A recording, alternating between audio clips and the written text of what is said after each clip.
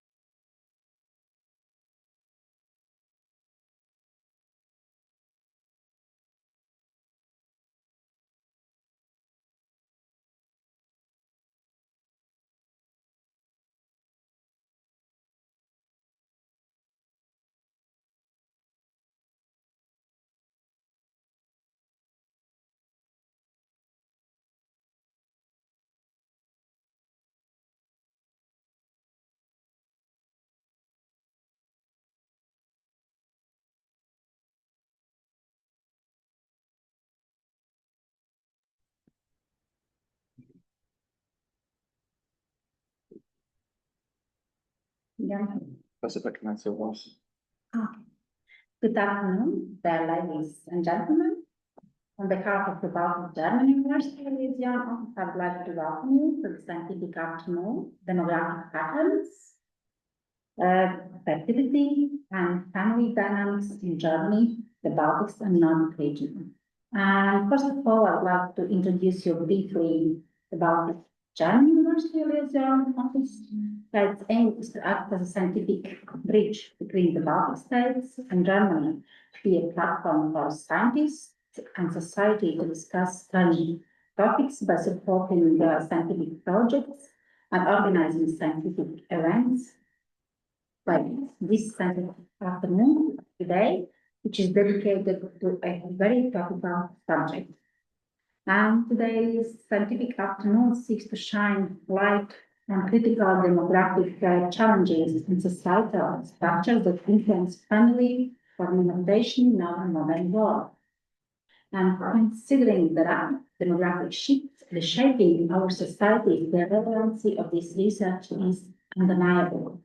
And in order to discuss this exciting topic, this scientific afternoon was organized, and I would like to thank our hosts and cooperation partners for all the support: the Vytautas Magnus University, the Mecklenburg-Vorpommern University Information Office, the Lithuanian Academy of Sciences, and the Lithuanian Center for Social Sciences. So today's scientific afternoon will start with the lecture Fertility in Germany, the Baltic and Nordic countries, developments, patterns, and challenges by Dr. Henrik-Alexander Schubert. And Dr. Schubert completed his PhD at the University of Oxford with the dissertation The Fertility Puzzle in 2025. And since that, he has been a postdoctoral researcher at the Max Planck Institute for Demographical Research in Rostock and a Grove Harlem Rental Fellow at the Center for Fertility and Health in Oslo. We are now looking forward to hearing your guest lecture. Yes, please, Dr. Schubert.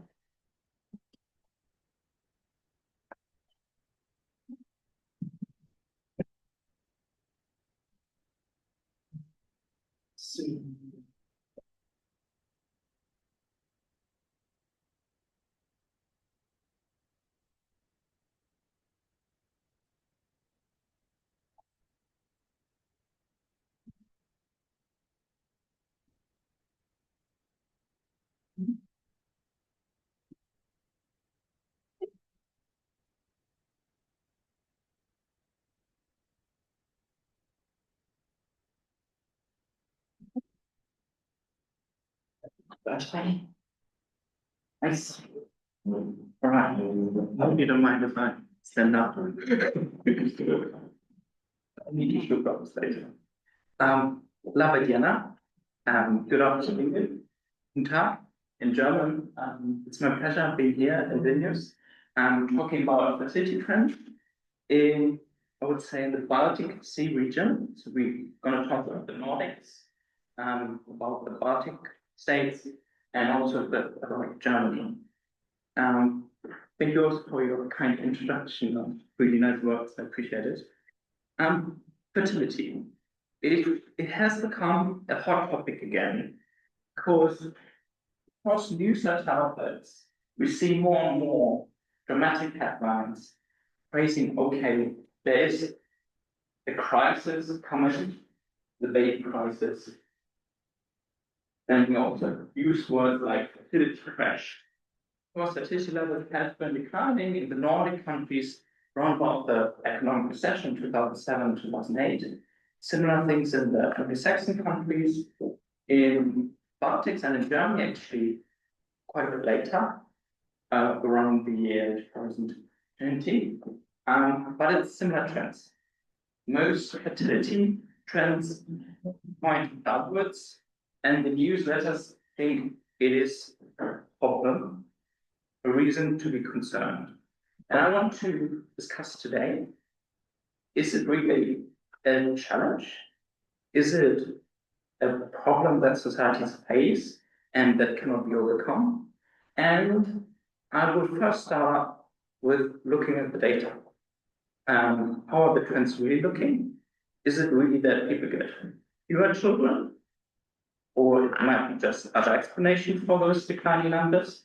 And then I continue with theoretical explanations. What might be behind the recent trends? And I finish up with a policy debate about what could be options to maybe address the consequences of low fertility, not low fertility itself. But first, we need to start with what is fertility. When you hear that term, and please feel free to raise your hands, it's kind of a vote now. Who thinks it's about sperm counts?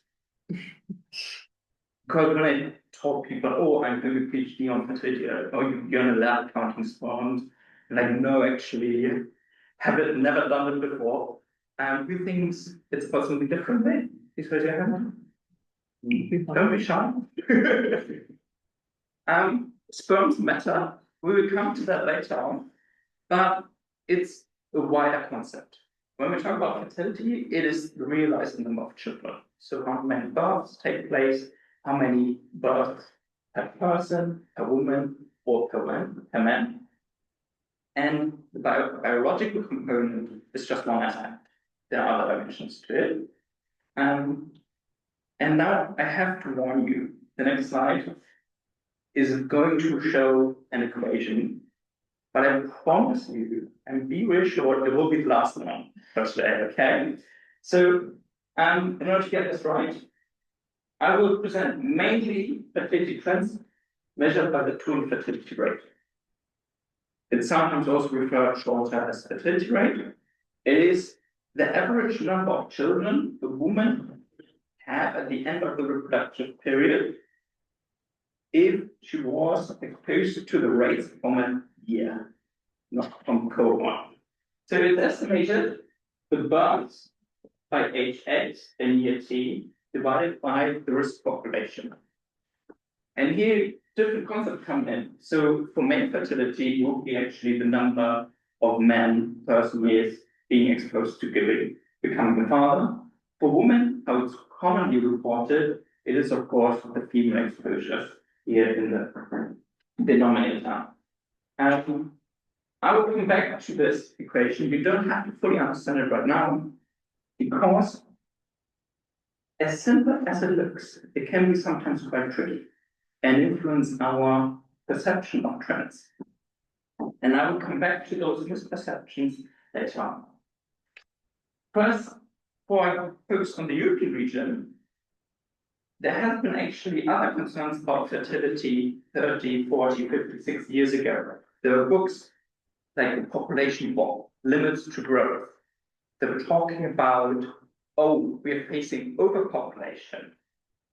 But this is the fertility rate for the world, how it has been to the left of those dotted line, and how it's projected to be by the UN World Population Prospects.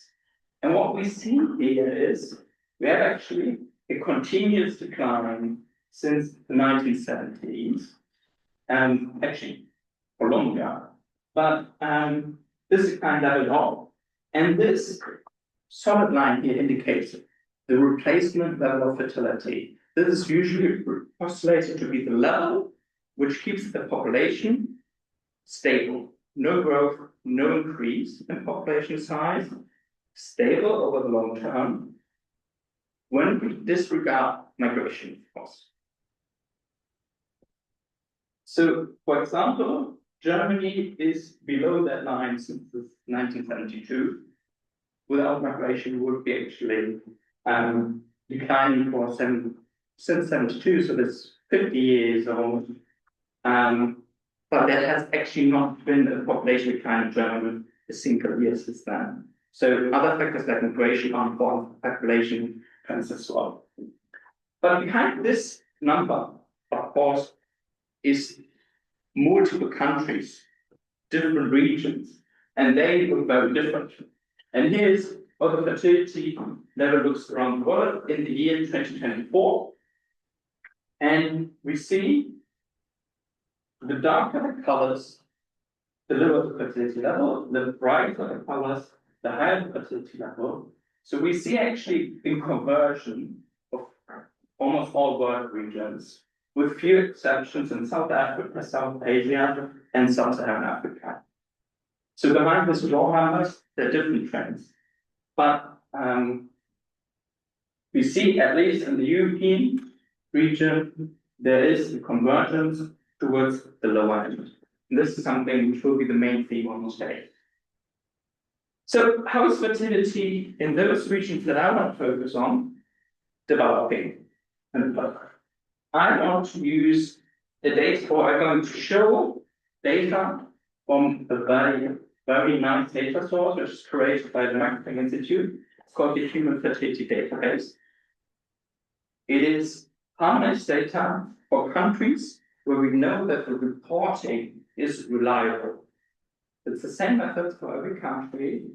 You can access the full documentation as is freely accessible on the internet and is regarded as the best data for fertility that's out there. The cool thing about that data source is Lithuania is part of it. So you can access the data as well up to the year 2021. That's the most recent year. All right. So how is fertility trend? There are many lines. It's not about a single line now. But what I want to show is actually we see a convergence here to the right-hand side around a level of 1.5. All the lines converge to a level between 1.5 and 1.75. There has been much greater geographic diversity within Europe, but very different countries have become actually very similar in the last years. Because the Nordic countries have, in the last 10 years, a steep fall of fertility rates. And the Eastern European countries have actually, since 2010, an increase. The Germans, I can say for Germany, since 2007, it has been increasing as well. And then the time fell off the cliff. So very different recent trends, but that brought the levels together. And I think this is something we should keep in mind when we study geographic variations that we have arrived in the world from Europe. Actually, the outcome, fertility itself, doesn't show much variation anymore. So it becomes more difficult to study because cultural differences, etc., are harder to study empirically. But I want to focus today on the Lithuanian case because it's a very interesting one and shares pattern with East Germany in some regards. So this is the total fertility rate for Lithuania. And if I would put a graph here with the East German fertility rate, it would be actually very similar. We see in the 1990s a steep decline, which is related to the transition process, but also the cultural change. Dovilė has done some research on that. Is it not showing the sounds? I will just continue. Just continue. There is bad sound on. Should I get closer? Maybe that's. Or I can should I get closer? Maybe closer and maybe there is some other. Okay, I get closer. Maybe did I have a... Ah, it's not showing. I don't want to tell too much. So we have essentially three phases. We have a declining period, a recovery, and a very recent decline. What is going on in those periods? So here, as I mentioned, there is the transition phase, some cultural change, adaptation processes culturally, but then an increase. How is this coming about?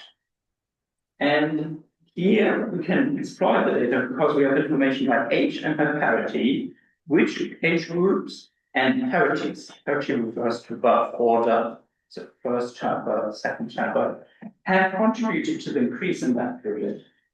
And we see a picture that actually at early ages, around 20, there was still fertility decline, but it was made up by those later ages. And this is a very classic pattern of the fertility component recuperation. What we had observed in the 1990s, births were postponed to later ages, and they were recovered in that period. This means essentially that eventually the core fertility rate is actually not declining over the same period, because in one phase declines, and later phase catch up, so the overall level might be stagnant. What happened in the last years, we see that the decline in the young ages, especially in the 20s and 30s, has been more emphasized. And it is the major contribution comes from declines in transitions to first births. And this is a very similar pattern that we find in the US. In Finland and elsewhere, that people are less transitioning to both births. We know from other studies, there's a paper from Henrik-Alexander and Putniņa, who studied, is it people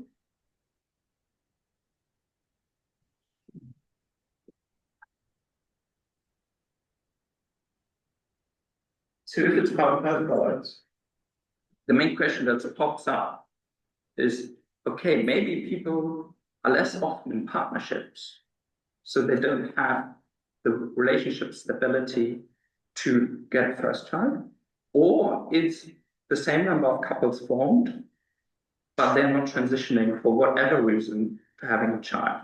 And this study by Henrik-Alexander has found out that it's not a partnership formation. 25% of this decline in first births in Finland is attributable to partnership formation. But the large share, 75%, is actually couples not transitioning to first births. So this is something we need to understand. Why are couples no longer transitioning to first births at those ages? Are they really postponing?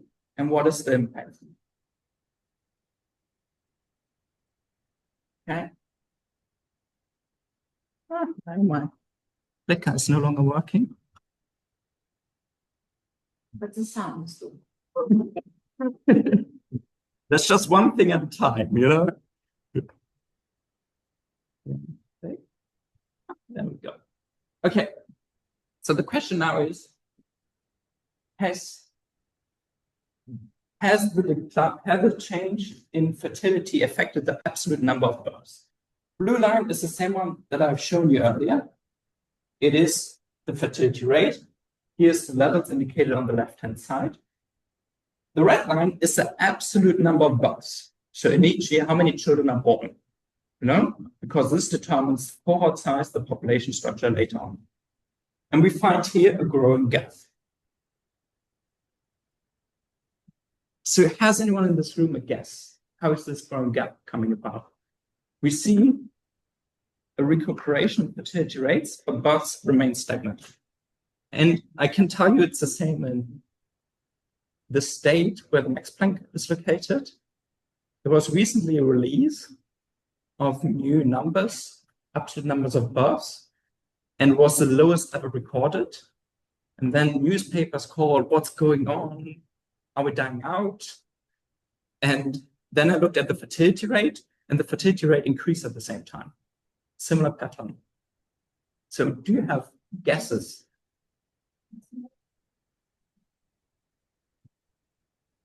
Exactly. If you go back to the equation, it's those two components. So maybe the births increase, but the exposure is not.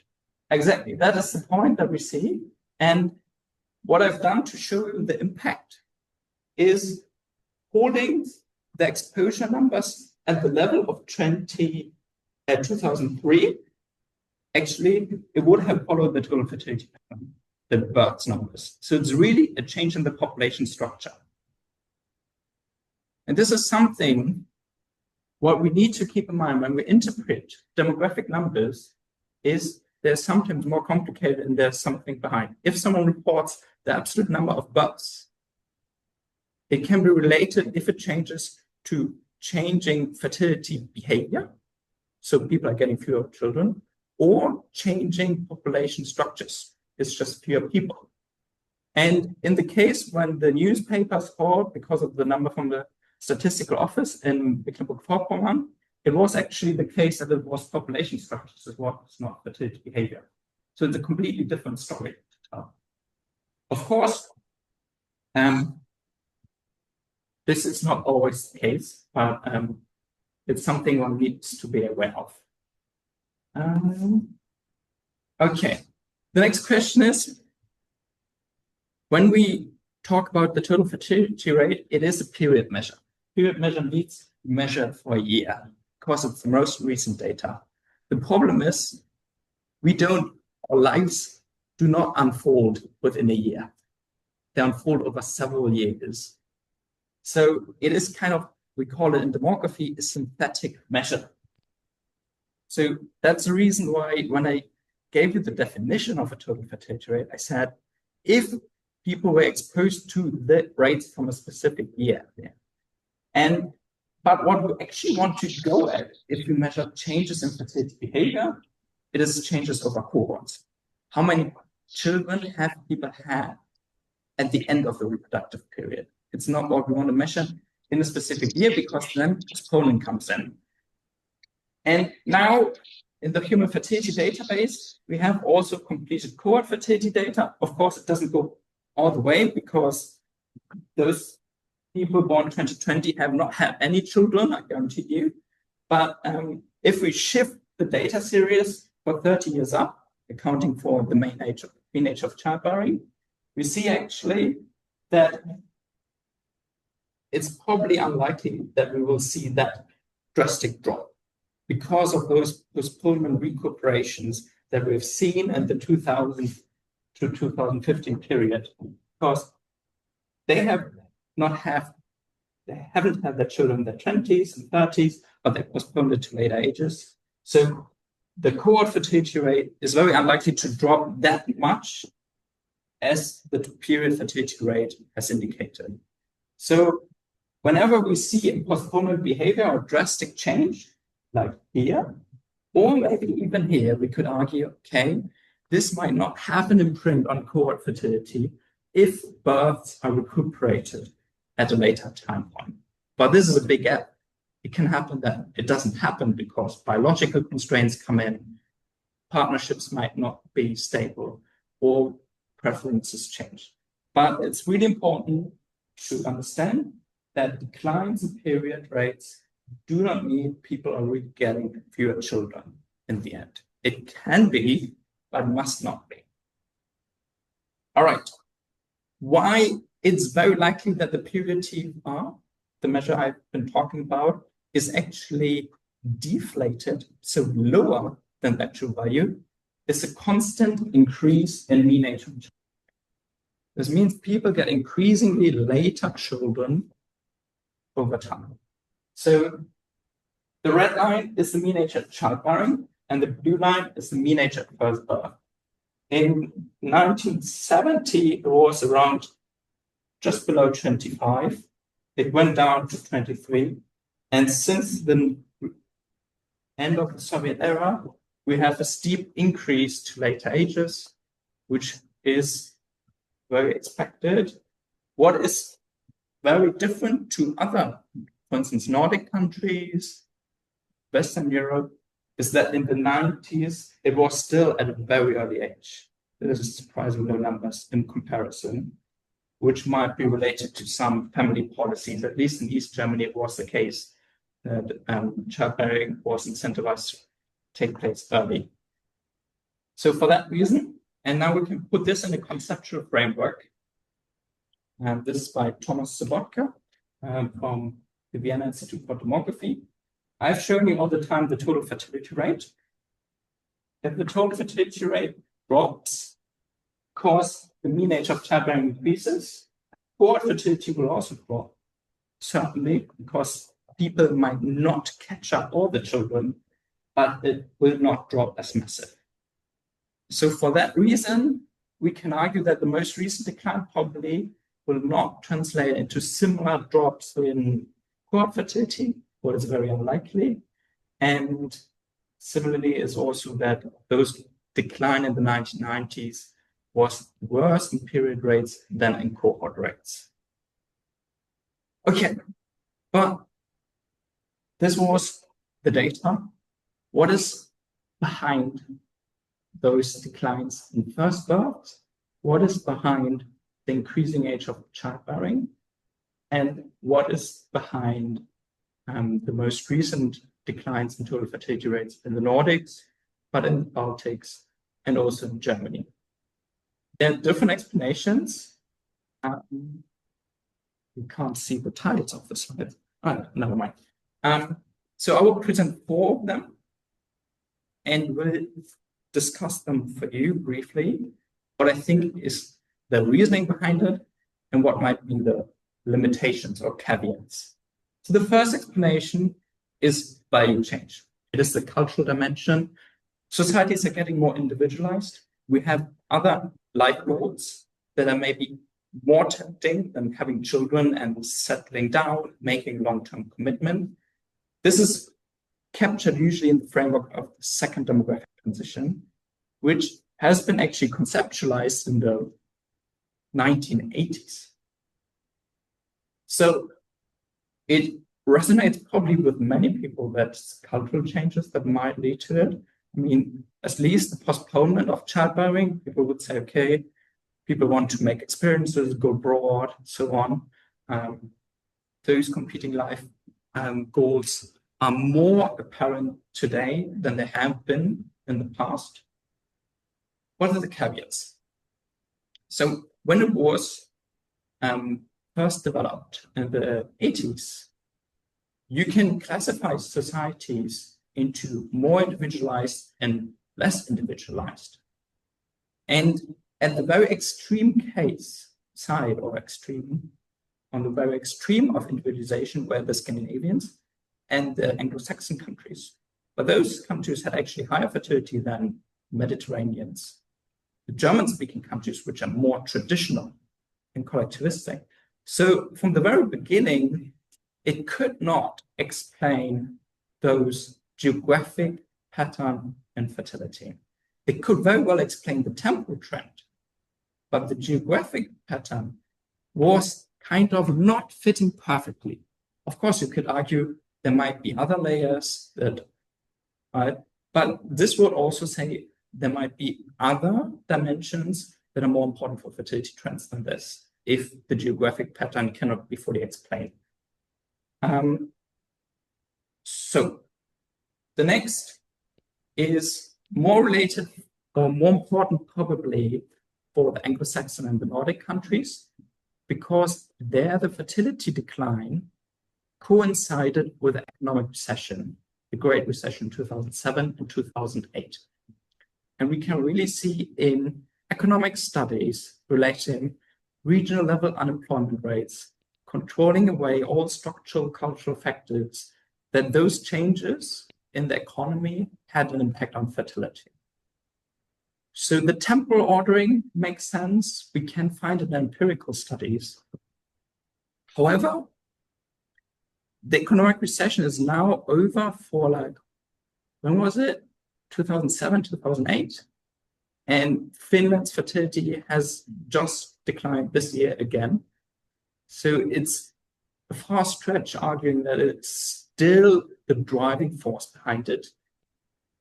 Secondly, those Scandinavian countries were not actually terribly affected by the recession. They have strong welfare states. They were less impacted than the Mediterranean countries.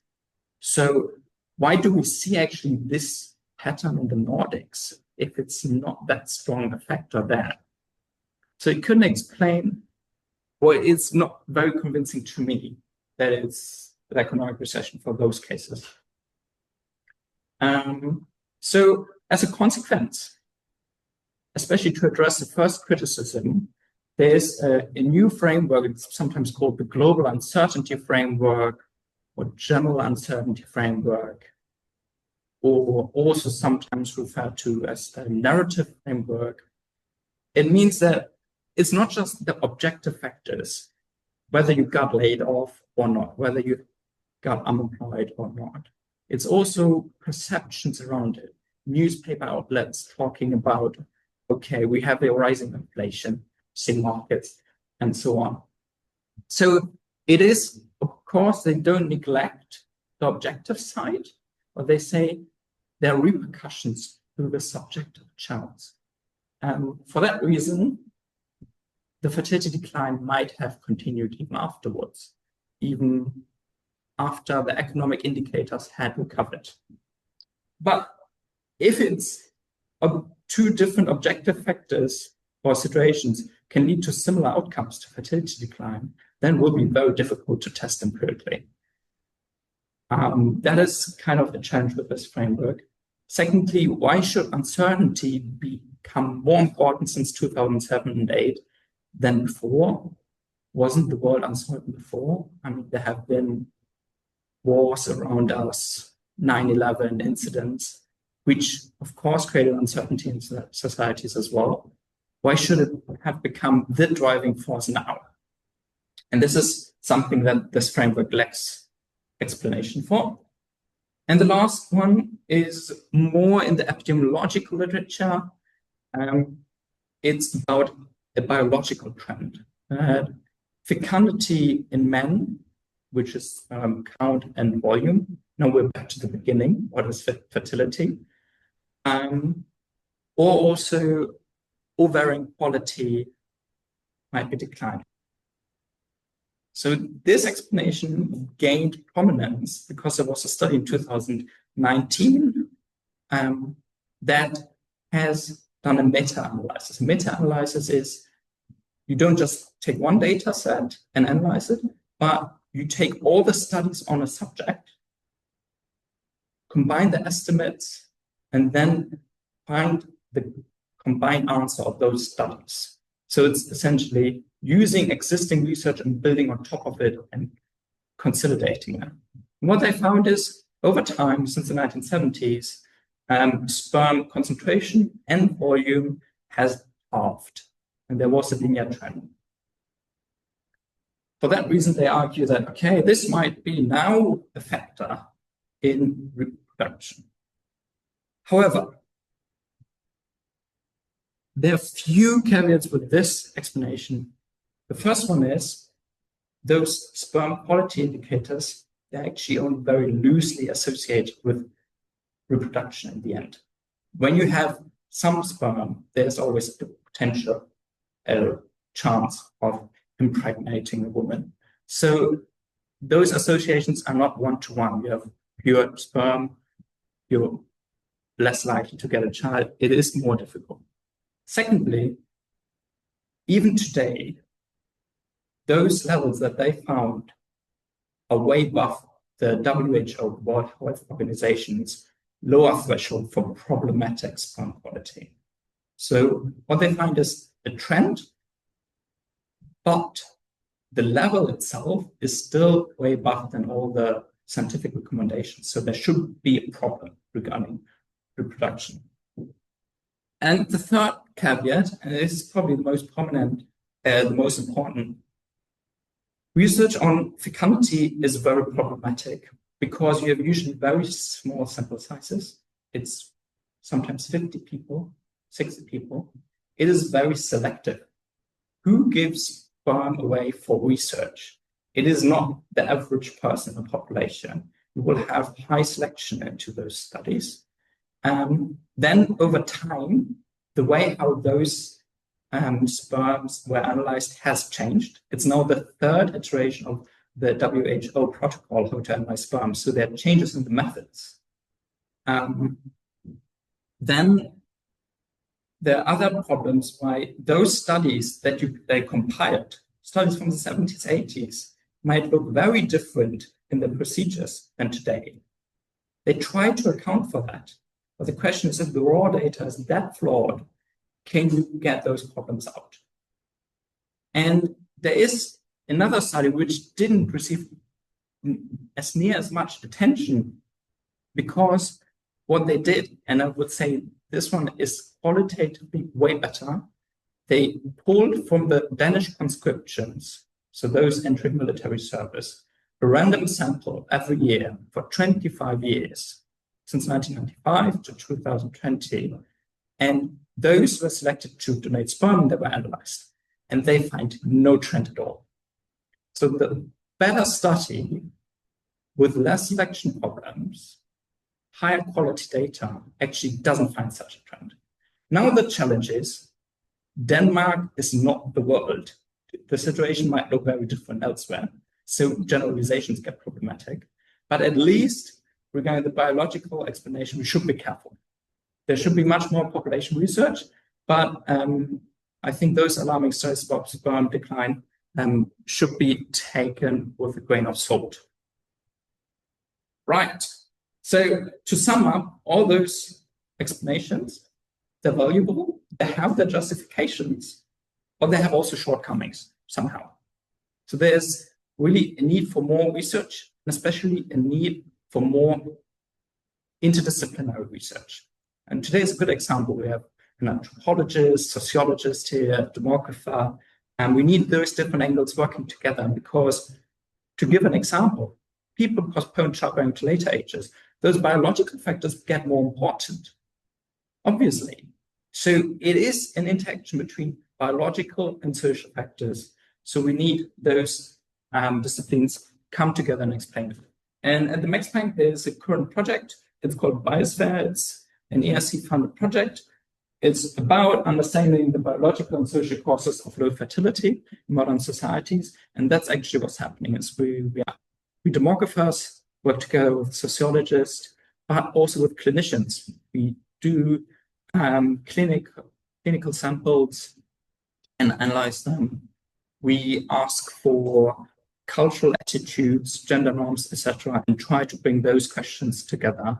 We also study, for instance, maybe it's a lack of knowledge about those biological constraints. We do research on that. So this is my proposed answer to those shortcomings, or the proposed answer of the director of the Max Planck. Right. To wrap up, how much time do I have left, by the way? All right, good. Now, what we've talked about, I said the numbers are sometimes not as severe as they may look, because when you look at births, it can look differently than when you look at rates. And there's also differences between cohort and period rates, because we have many postponement phases and recuperation phases. So is low fertility a problem? I mean, that's why people are usually interested in it. And now, or is it a blessing or a curse? And now, probably you can recount 3 arguments why it's a problem: pension, population decline, depopulation in rural areas. So I want to highlight more the other sides, the positive things about it. So the first argument is actually that there are many countries which have experienced low fertility for decades. Germany has low fertility since the 70s, and it didn't lead to economic decline. Actually, the economy has been growing. Now you can argue, okay, of course, because you offset the population decline with migration. But if we talk about problems of low fertility, it is actually not the case that low fertility is associated with economic decline. Then we know in those countries that have these baby boomer generations, Germany, the US, etc., those are soon entering the retirement age. So it's a bulk of cohort, unprecedented size, that's now shifting out of work into the retirement. So if we would get more children right now, this would mean we would have more people to care of at the later ages and in the younger ages. So incentivizing more births actually increases the care burden, because the very young and the very old are those who are not actively contributing. So it might be actually a good thing right now, as long as those baby boomers are dependent, that low fertility kind of offsets the pressure at the higher ages. Then low fertility means also there's potential for creativity work. We have women are now, and I read in Lithuania actually for quite a long time, way better educated than men, if they're not having children, can focus on their education, their employment, and so on, it is a huge potential for economies and societies. This should be valued as well, and also for community activities. Then it reduces the human impact on the climate just by numbers. Of course, the impact on climate is not just population counts, because actually Germany has a bigger impact on the climate than way bigger countries like Nigeria, for instance. But because it's also on the per capita emissions, but still in those houses, high wealth countries, lower population or smaller populations mean actually declining impact on climate. And we have actually quite tight housing markets in cities in several countries, competition for education and jobs. So reducing the number of competitors there means actually that it increases the chances for the individual, actually. This can be good on the individual side, that people can maybe study what they want, because it's not just 100 places at med school for 500,000 people, but it is 100 places for 1 million people. So from the individual perspective, it can be also quite attractive. And often it is a concern that, okay, those old people are very less productive, but productivity at old age is highly dependent on health. And population aging is, of course, on one side, driven by declining fertility, but on the other side, driven by improvements in health and life expectancy. So actually, those age-related declines are a bit exaggerated because people are getting healthier at old ages. And then there are also some other associations with young societies. So, however, I'm not naive. Not everything is great about low fertility. And I see two main challenges. And I call it the double demographic shocks. One is an aging society also changes the electorate. So the electorate is the voting group, how it's composed. It's also becoming older. So if you have now people, the population becoming older, those rely on more services, but those are also dominating the elections, we might not be able to tackle those problems with far side because there might be opposition in societies.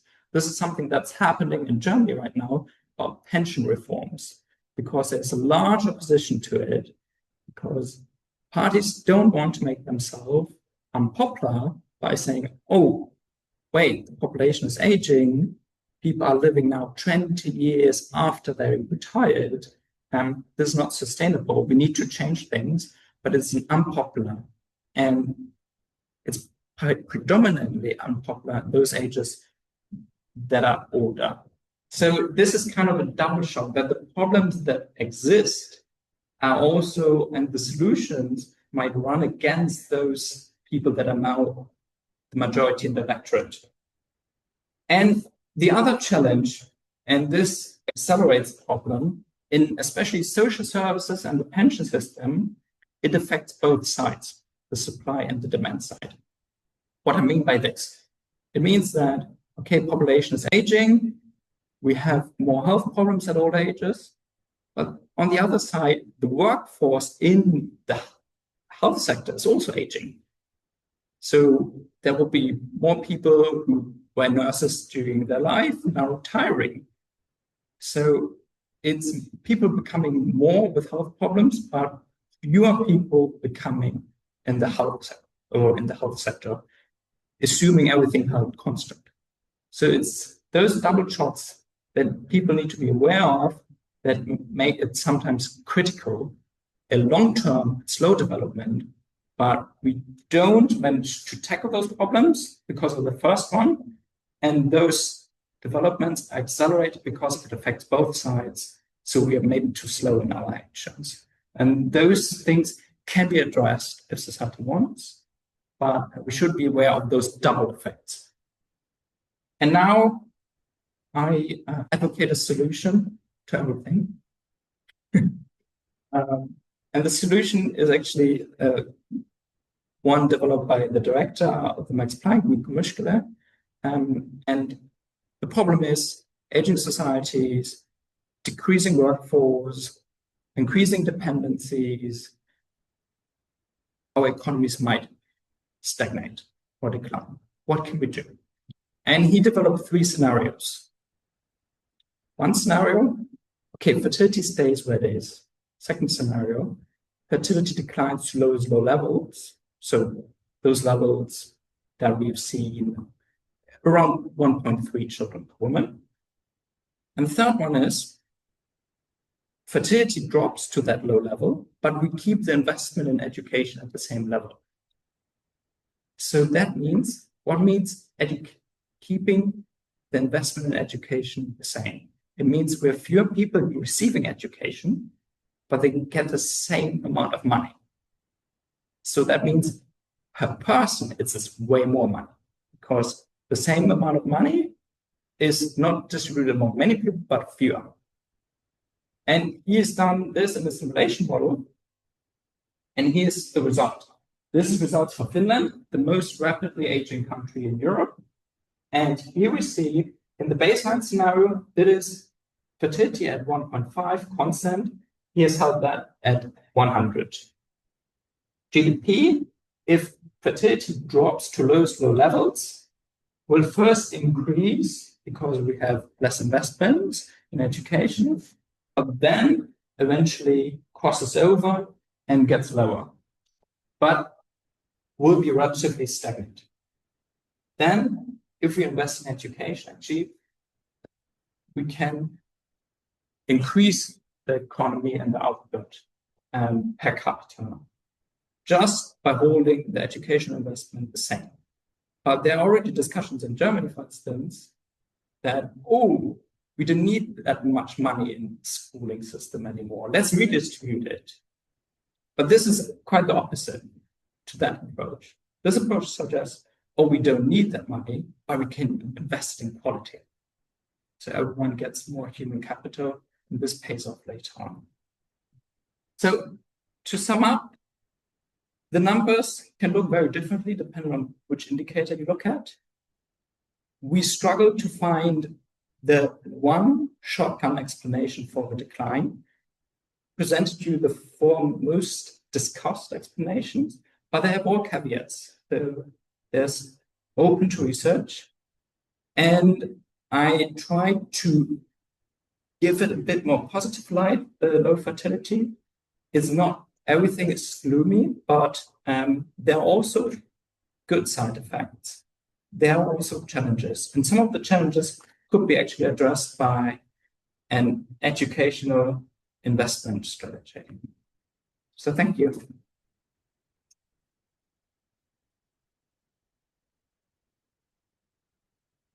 Thank you very much for your very interesting presentation, Schubert. And we will give you a possibility to ask questions or comment after all presentations. But now we will continue this presentation, Fertility Trends in Lithuania. Context of gender roles change in personal life planning by Dr. Galdauskaitė. She studied sociology and social demography at Vytautas Magnus University before completing her PhD at Vilnius University in 2023. Since 2024, she has been research scientist at the Vytautas Transdisciplinary Research Institute, Vytautas Magnus University, and since 2003, assistant professor and national director of the European Values Study in Lithuania at Vilnius University. Thank you very much for joining us today. The floor is yours now, please.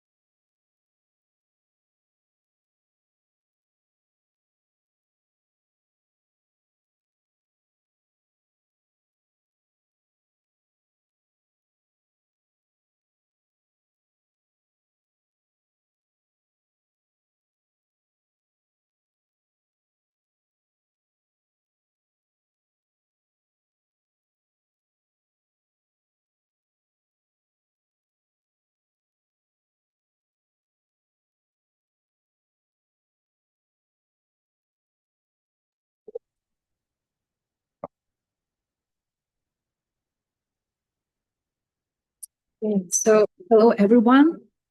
So, as it was already said, I'm Dovilė Galdauskaitė. I'm representing Vytautas Transdisciplinary Research Institute that is in Vytautas Magnus University. And firstly, I would like to thank Baltic-German University liaison for giving me an opportunity to be here and to hear the experiences of the colleagues and all the ideas, and for this meeting to be probably a platform for our future collaborations, I expect.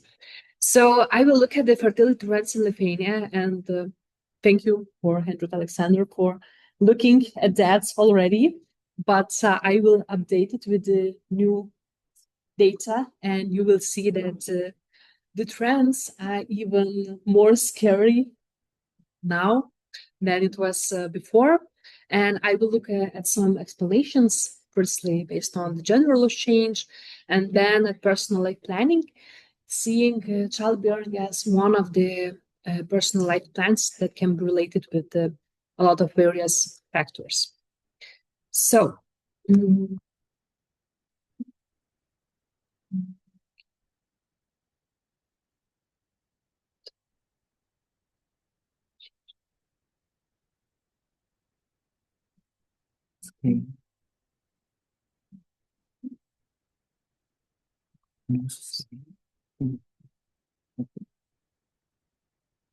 no. Oh no. Okay. Yeah, it's working now. Okay, thank you. Yeah, it wasn't working yet, but now it's working. So I will look at the main demographic and fertility trends in Lithuania, just updating with the new data. And then I will look at the links between fertility and gender roles change. And then at the childbearing plans as personal life planning perspective, just combining sociological and demographical explanations. So main demographic and fertility trends in Lithuania. So at the left-hand side, we can see the population number of Lithuania. It was from 1992, it was decreasing, and we can see that there is an increase of the population number since 2022, and it's mainly related with the immigration, as we can see from the graph that is on the right-hand side of yours. As we can see that the natural change is negative since 1993, and the net migration turned into positive since 2018. And it's not only related with the immigrants of foreign countries, but also turnaround of Lithuanian citizens migration, as more Lithuanian citizens are coming back to Lithuania than emigrating. So the population increase that started, like it goes for some years already. It's mainly related with the positive net migration. And what's also worth to mention that the refugees from Ukraine were included in the population number of Lithuania. So it had some effect in the population number of 2023. And now the negative natural change, what we can see from the births and deaths. So I just updated the numbers to have the new numbers for, and what I can add to Henrik-Alexander numbers. Last year, the total number of births was less than 20,000. It was around 90,000, and looking at the data, monthly data that we have this year, probably we will have even less than 90,000. And this together with the quite stable and in some years fluctuating number of deaths, we have a negative natural change for some time already. And what is also very important, and it was already mentioned, the reproductive age women in Lithuania and the number of reproductive age women. In 1990s, we had more than 900,000 of reproductive age women, but now we have less than 35% women of reproductive age. Now we have less than 600,000. We had like a very small increase in 2023, but it was related with the refugees from Ukraine. So since then, it's still decreasing. And as it was already said, it's a part of the explanation of declining births in general. So the decrease of reproductive age women is less than the decrease of the births we have. In this slide, we can see already what we saw, but just with the update with the data from 2020 on the period total fertility rates. Now what we have, it's less than 1.3, and what we have for 2023 and 2024, it's the lowest that we had ever. In 2023, it was 1.18, and in 2024, we have only 1.11. So we never had that, even in the period from 2001 and 2005, when it was lower than 1.3. We didn't have anything lower than 1.2, but now we have it like that. So, and probably looking at the births, probably we will have maybe even less than that this year. We will see. Now, just to look at the Lithuanian fertility trends across regions, as we already saw, the period total fertility rate in Lithuania is among the lowest in all European countries, but as we know, it's quite similar to Latvia and Poland, as they also have something 1.1 and something like that. And as it was already said, we can see the convergence to a high mean age at first birth, and it was already explained that it can contribute to having births at later ages, and probably less than that. So that was about the general trends of population and fertility, just updating the trends that were provided by Henrik-Alexander. And now I will look at the possible explanations of those fertility trends, and it was already mentioned that one of the explanations is related to the changes in values. And one of the values that are considered to be very influential in fertility trends, those that are related with the gender role change or the gender revolution. And I looked at the links between fertility and gender role change in Lithuania and some selected European countries during 1990 to 2017. And the whole idea is based on very well-known demography field and sociology also, the trends on the links between fertility and gender role change that was suggested by Espik Andersson and Billary. And the idea is that when the traditional gender roles are dominant, so there can be some time where total fertility rate is high enough for it to be not under the 2.1, and then when the female revolution or gender revolution starts, the fertility starts to decrease, and when we transform to gender egalitarian based gender roles models, we can see the increase in the fertility. And it was really very popular for some time, and it was tested in many countries, but it seemed to be very, very catchy and interesting to look at the fertility trends in Nordic countries. But we can see from the trends that we have now that the high gender equality is not an explanation, or maybe just a part of the explanation, that there can be other factors that really affect the fertility trends. And I wanted to look at the Lithuanian context. But why Lithuania is specific, looking at the gender equality, is that Lithuanian women are among the most educated in European Union. And the problem is that there is a significant higher education gender gap, and it's one of the highest in European Union. It's more than 22 percentage points. So we have really very high educated women, and the men are not so much educated, and it causes problems for trying to find the right partner and something like that. Also, what we have a high level of female employment, and we can see that our women are as much employed as men. And the gender employment gap is only about 1 percentage points, and it's the least in the European Union. But at the same time, what we can see, looking at other measures of gender equality, we can see that based on the gender equality index, Lithuania holds only a 5th place in the European Union, but we can see that it's catching up. And the COVID-19 really changed some trends in the gender equality, especially in the household.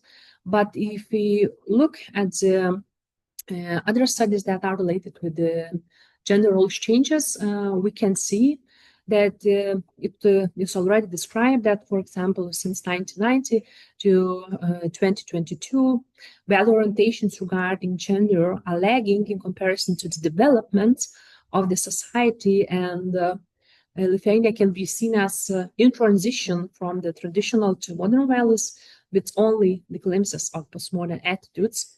And other results of the studies show that gender revolution can be in Lithuania can be described as reversed installed over these 3 decades from 1990, and especially in the private sphere. So Lithuania seems to be quite an interesting example if we look at these gender equality trends. So is there any relationship between gender equality and fertility in Lithuania in some selected countries? That's what I wanted to know and to assess. So I chose 6 countries that would represent different contexts regarding welfare state policy, familiarization, and gender equality. That was Austria, Estonia, France, Italy, Lithuania, and Sweden. And what I analyzed the results of 5 international studies and different waves of those studies. So it was European Value Study, International Social Survey Program, Population Policy of Settlement Study, Generations and Gender Survey, European Social Survey. Those surveys that had questions related with gender roles, attitudes, and the period that they covered is from 1990s to 2017, and the age groups that I analyzed is the most reproductive age groups is from 25 to 44. And the methods that I used, I developed an index to measure gender equality, gender egalitarianism, and then I made a cluster analysis to see what gender roles models we have, and then the binary logistical regression to see if really there is a relationship between having and not having children and gender roles change. And what is new in my study, that is my PhD study, I suggest a multi-level, multi-concept, and multi-dimensional analysis. I cover quite a long period, it's 3 decades, and a country-level analysis. In this slide, you can see the index of egalitarianism in selected European countries.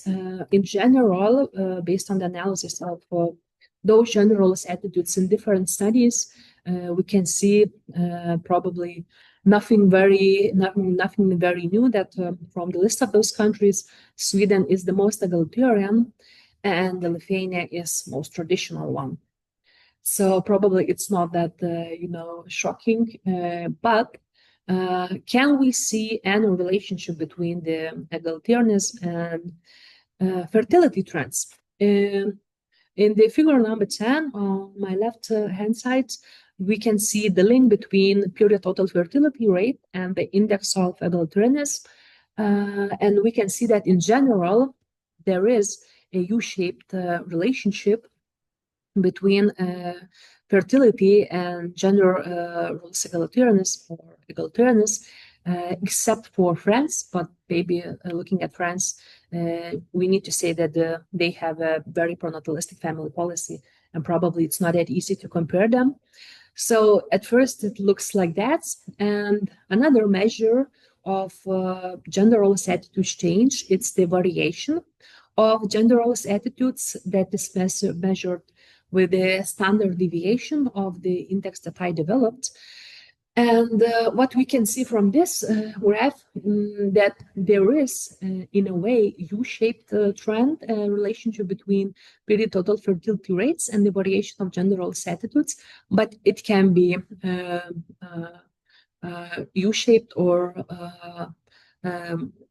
the opposite shaped U, reversed U, or upwards U, and it is not as much related with the general egalitarianism level, but also there is one of the suggestions that it can contribute to the fertility rates, saying that the more society agrees on what gender roles are dominating, the more smooth is the process to transitioning from one gender roles model to another.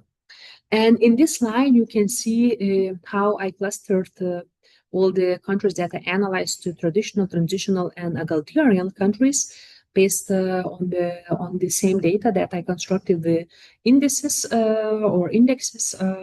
We can see from this slide that Lithuania is the most traditional for all the periods. The Sweden is the least traditional, and other countries are in between.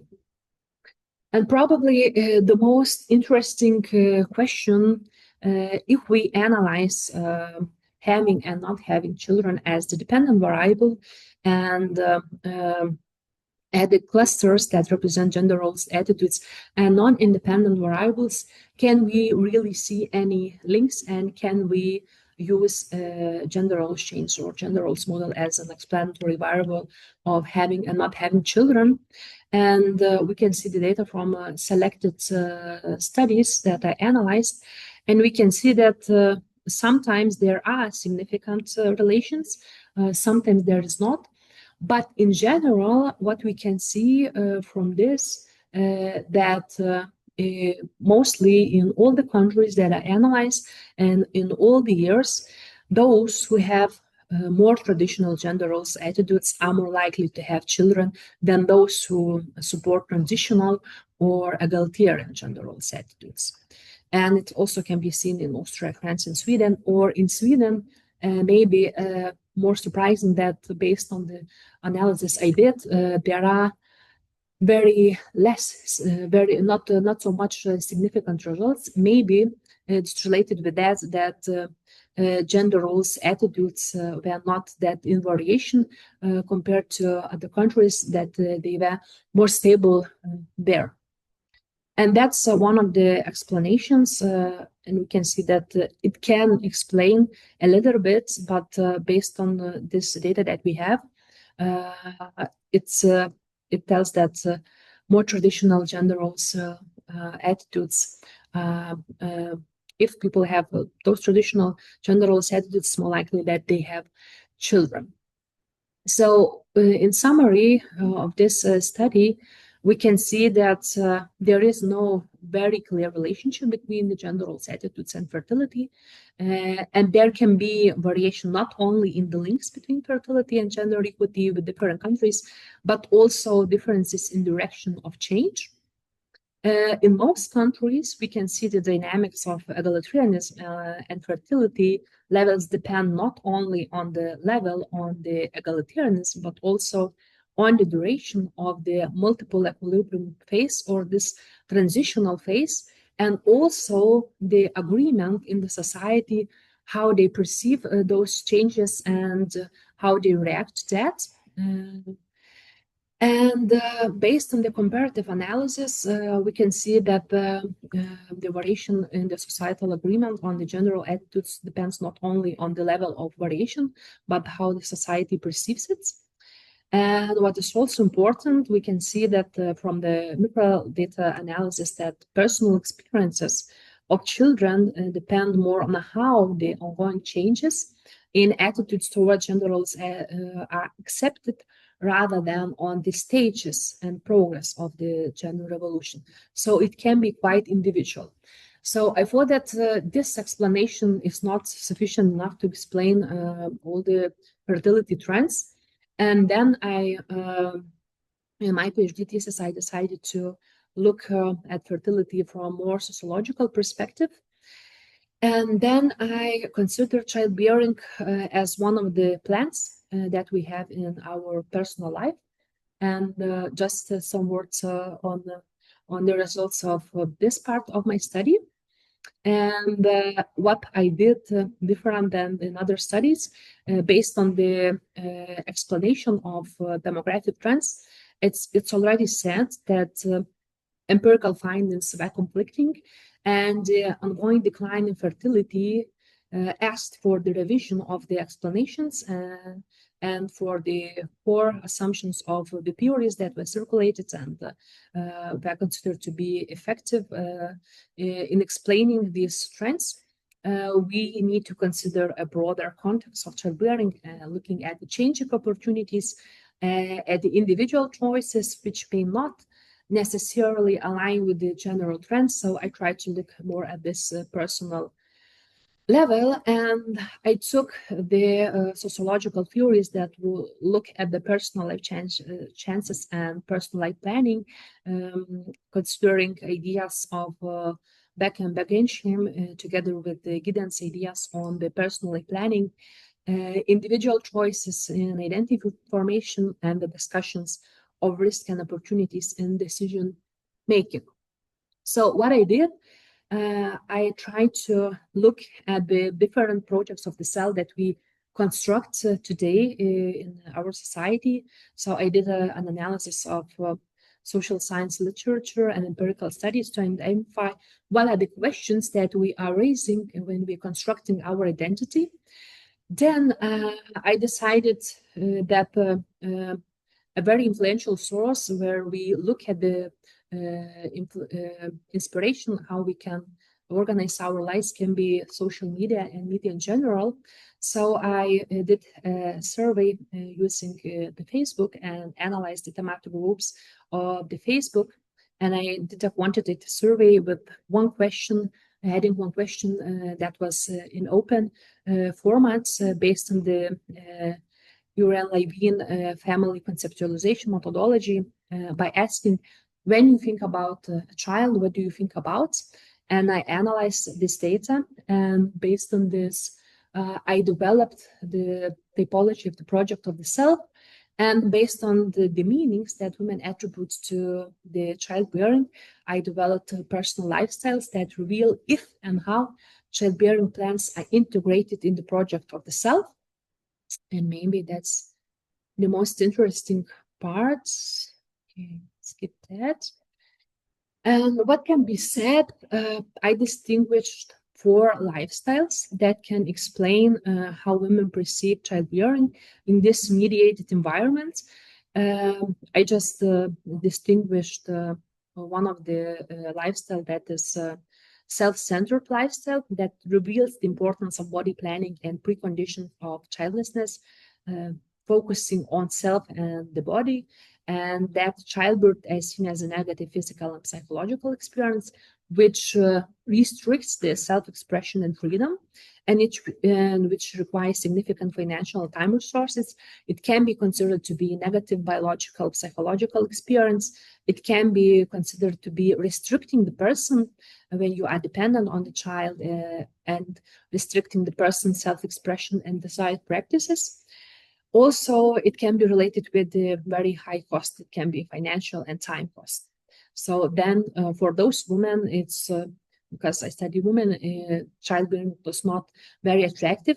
And who are those women? Those women are the ones who participated in Facebook groups that discuss questions related with the gender roles, sexuality and intimacy, consumerism, and especially healthy lifestyle-oriented project of the selves and intent to remain childless. Another lifestyle is related with experience internalization, and it contradicts, if there is a contradiction between the experience of having a child or the projection of childbearing and emotions. We can see that in the context of the positive relationship with the child, that can be already experienced or projected. It can be described with love or joy, responsibility, care, and it can be related with 3 different negative aspects of having a child. For example, it can be related with together with these positive emotions with daily emotional tension. It can be related with negative physical and emotional experience, or it can be related with the daily restraints of a person, looking at the lack of time, daily noise at home, and different aspects in, and this can be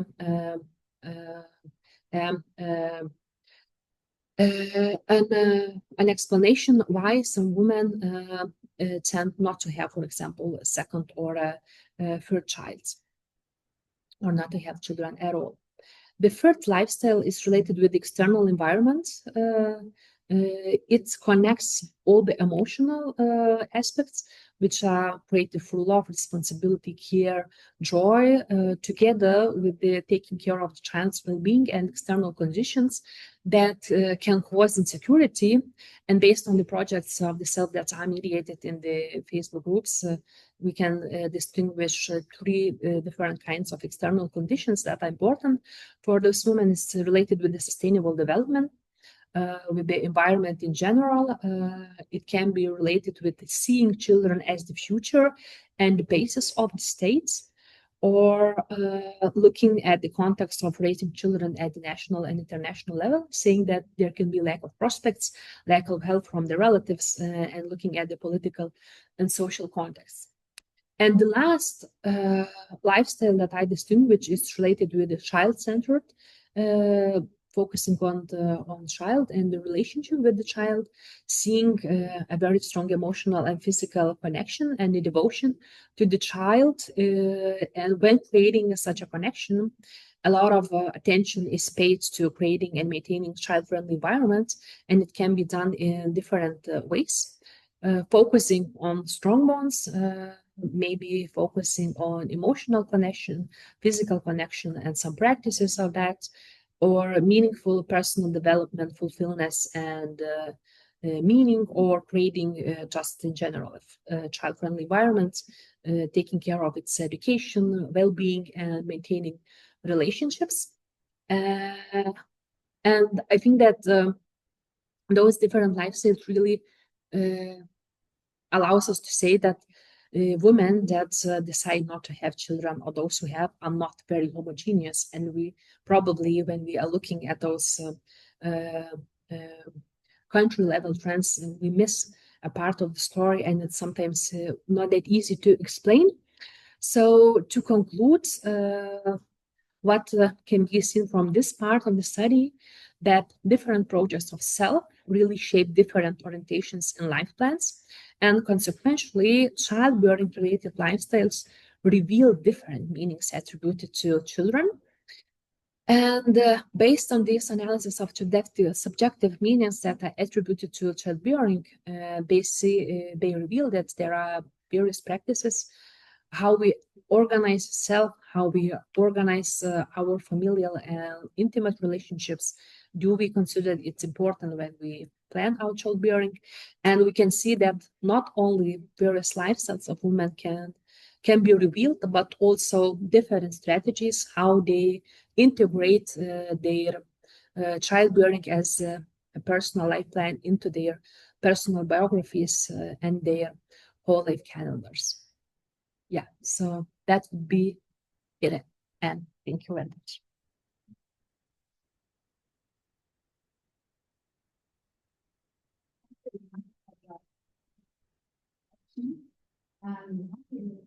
The presentation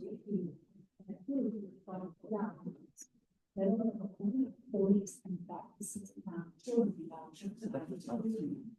But the problem is a social anthropologist associated professor at the University of Latvia. She has established anthropology governance in the Department of Anthropology at the University. Whether she has extensively studied and consulted on topics of childbirth, gender, families, and direction of violence. Thank you very much for being here today, and I will give over to you.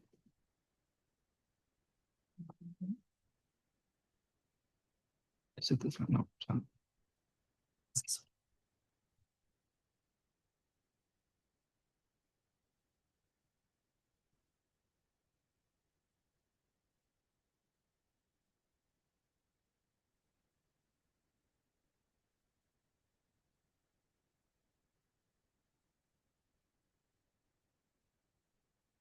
Dear colleagues, it's a pleasure to be here and grateful for the invitation.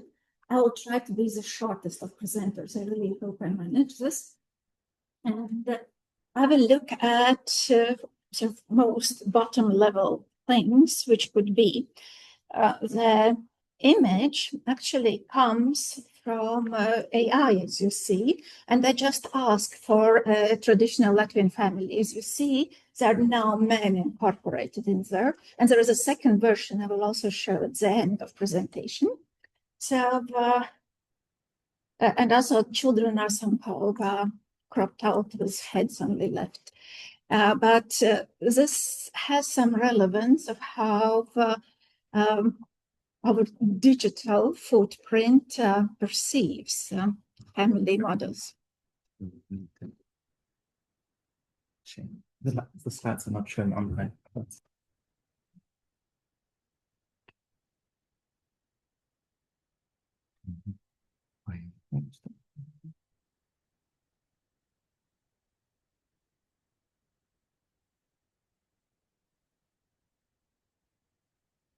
So these people did not see the picture. Okay. Yeah. So this. No. Yeah. So this is a picture, and I will start with possible explanations for what already the previous speakers started talking about, and what anthropologists usually talk about, and I will try also to illustrate some of the points with Latvian data, which is somehow similar to Lithuania, but not that much. So first, there is less pressure for marriage and focus on so-called pure relationships. But at the same time, public discourse still puts really high value for marriage. That means that there is divergence between how people live and how people sort of think they live or others should live. And this pressure for marriage value, it does not allow to talk about real-time relationships. Second, we do see, as anthropologists call it is serial monogamy, that people enter several relationships in their lifetime, but they avoid dealing with it. And it is a really complicated thing because it deals with, for example, kinship terms. How do you call sort of your children with your current wife, which are not your biological children? And we do see that families have difficulties managing these relationships. Quite often after divorce, family falls apart and men just circle away, and children do not keep contact with parental part of the family. So it's not sort of cognatic family model anymore, but it becomes one-sided. In some cases, and these are rare cases, these, as anthropologists say, unclear families, making fun of nuclear families, so these unclear models of family, they keep together. For example, when there is a paternal grandmother who keeps several daughters-in-law at her table. And so all these women, which are being wives to her son, they come together and they sort of form relationships, but this happens really seldom. And most often, sort of children remain with their mothers. Also, there is a change in the relationship from more authoritarian model, both in partnerships and parenting, to equal partnerships. And again, it is, as Henry said, there is change of values and there is no long-term relationships, it's not sort of long-term relationships a consequence if you can keep the relationship. But the trouble is, and especially in Latvian case, that partnerships and parenting is seen as sort of natural thing, and you do not learn or input. So once it's gone, it's gone. So you sort of it's not that you do not want to keep long-term relationships, you simply do not know how to do it. And then already when Dovilė talked of gender roles, especially in parenting. And here again is, at least in Latvian situation, is interesting thing happening. I already told that children usually stay with their mothers, but quite often it implies also financial responsibilities placed on mothers. And in Latvia currently 42,000 persons are in debt to state alimony fund, and state alimony fund pays their childcare expenses for these persons. Most of them are men. Just, these are 42,000 in Latvia per year. Last year we had 12,500.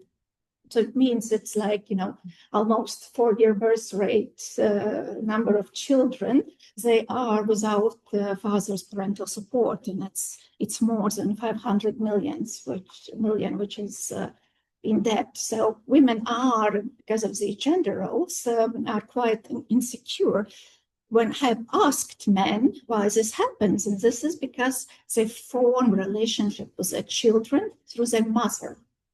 So once there is no relationship with mother, they move on to next woman, and they would gladly take care of their non-biological children because of relationship with this current partner, but not to his ex-wives and his biological children. And sometimes men in interviews would say, you're really stupid if you pay this money, if you are paying for underwear and your ex-wife would wear with her new boyfriend. And it never sort of comes up to ideas that this is about children. And so these gender roles, which are sort of traditional, but traditional in particular way, influence parenting. Also, Latvians now plan births. In 90s, a lot of young people believed that children just happen, you cannot program them. Now abortion rate has dropped and more births have been planned, and this becomes a careful decision. Also, this idea that family is a natural item, and so you do not have to invest in relationships. And this disturbs both parenting and partnerships. And also heteronormativity in family support, this breadwinner model and sort of absent men in the family, they do not correspond to overall family support model. And I will explain it now. And this is beginning of this year, types of households in Latvia. And we can see that couples with children, and these are heterosexual couples, both married and just cohabiting, this is 29% of all families with children. Then we have one adult, which is sort of a single parenting pattern. It's 30.5%, and most of them are single mothers, single fathers, and another family. But it is so. These are families, we have highest divorce rate in Europe, but also this is emigration. Statistics would not count if a partner is living permanently abroad and maybe is contributing financially, but it still would be single adult household. And then there are other types of households with children. These would be same-sex partner families or mother-daughter tandems, which raise children, which is a really popular model in 3 generations already. And so this traditional model of family does not exist anymore. Just look at this picture. It was taken in sort of early 2000s, and it depicts traditional gender roles. So you see, there is a small boy. He dreams of bicycle. When the boy grows up, he upgrades the vehicle. It's four-wheel vehicle now. The girl, she dreams of what? Books and globes, so knowledge. When she grows up, she's got a home. And then all sort of naturalness of this picture is underlined by cat dreaming of fish and dog dreaming of bone. I borrowed this from Latvian families and generations research. It's not very recent, but here we can see life stages by gender and age cohorts. And what is interesting is that Latvian women, as already Dovilė mentioned, they stay in education for much longer than men. But what is interesting is that they move out of parental household before they finish education. Men do it after they finish education. But again, this sort of trend is decreasing. But most interesting thing is that in men generation 1970, 79, there is certain disjunction between birth of first child and first marriage. And this happens in next generation with women. So what happens in Latvia now that first child most often is born out of marriage. And usually people get married before they decide on the second child or while expecting second child. So this instability is already in anticipating this decision. This comes from reproductive health research, and there have been 3 surveys. And it depicts the same number of children. This is not sort of, I would not read as anthropologist that this is a sort of real wish list, but this is what people answer. And we do see that in 2023, percentage of people who would say that they would not want children increase, so there is less pressure to it. But what is most interesting is that 3+ number of children, this percentage goes up, and most probably it's because our family policy has been targeted towards 3+. But it also comes with a trend of giving birth at later age.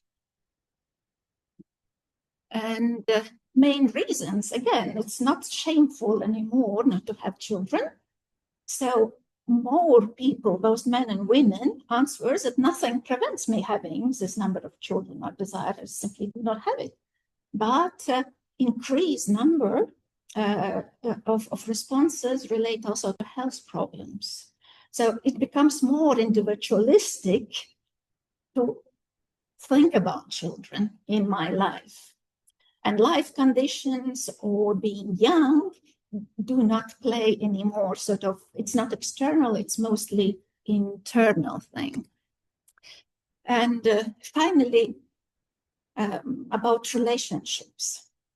And this is what had really changed since 90s. During Soviet era, also 90s, children were workforce and labor force. And it was sort of easy to raise them because you did not have to really take care of them. There would be children with lots walking around the city, and parents would be at work, and children would be educated at beetroot fields. And this is how they learn an affinity. What happens now is there are no anymore economics which would require child labor. And what to do with these children, it's really sort of hard for parents who have not been trained in parenting skills, and they do not think they need this training. So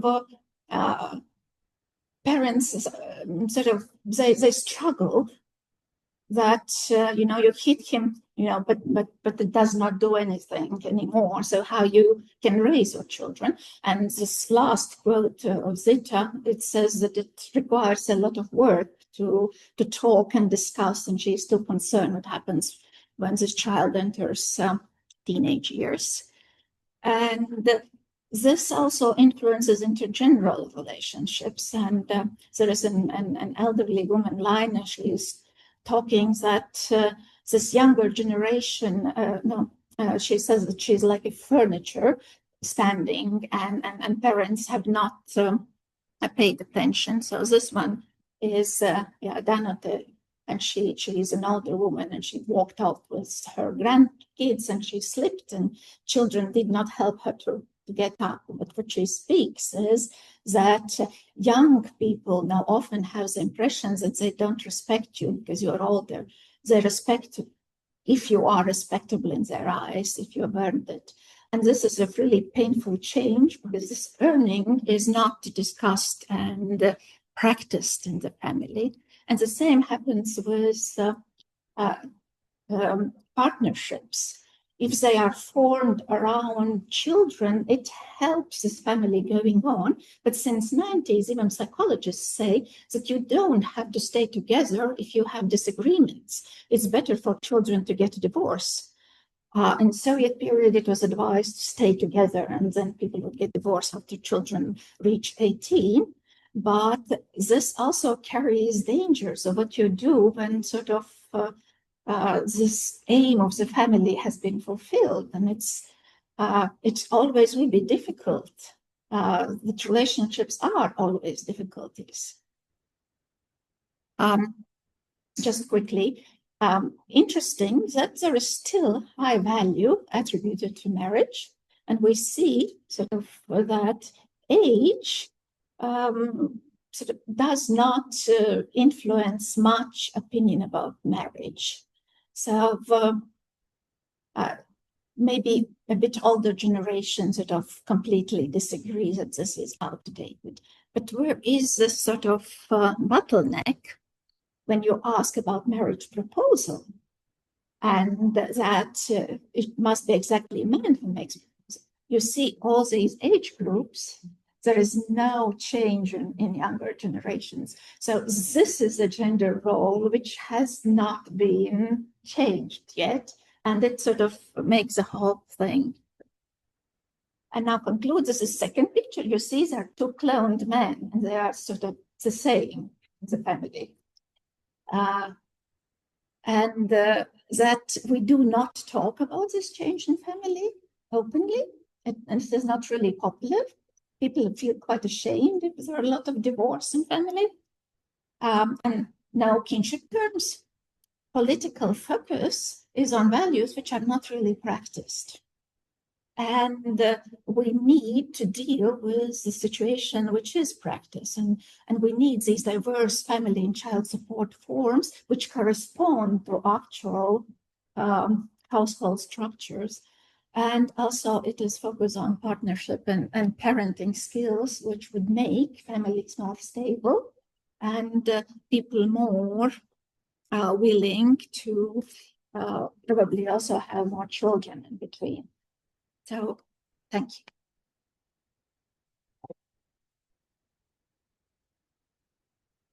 Thank you very much. And now we will begin with the discussion. So everyone in person and online now has an opportunity to ask questions or to give any comments on the presentations.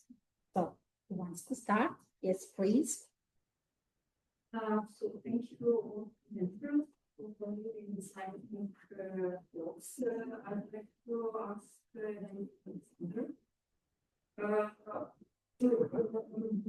of course, it's always very difficult to see the future. But looking at the